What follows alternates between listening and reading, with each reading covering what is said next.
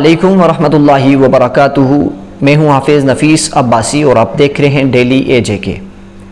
ملک بھر کی طرح آج آزاد کشمیر کے دارالحکومت مظفر آباد میں مرکزی سیرت کمیٹی اور انجمن تاجران اور اہل اسلام کی طرف سے جشن عید میلاد النبی صلی اللہ علیہ وآلہ وسلم کا انعقاد کیا گیا، جس میں تمام سیاسی، سماجی اور مذہبی شخصیات نے شرکت کی اور اہل اسلام نے نبی آخر الزماں حضرت محمد مصطفیٰ صلی اللہ علیہ وآلہ وسلم کی ولادت بسعادت کے دن کو عقیدت اور احترام سے منایا، اور شہر بھر میں سیکیورٹی کے سخت انتظامات کیے گئے، جس میں ڈی ایس پی راجہ فیصل صاحب اور ایس ایچ او صاحب سے گفتگو کی اور سیکیورٹی انتظامات پر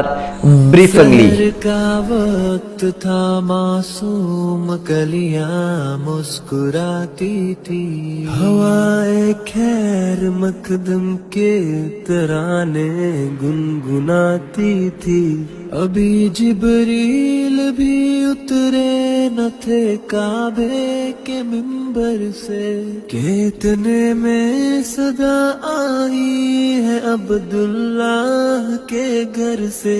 مبارک ہو شہ ہر دو سرا تشریف لے آئے۔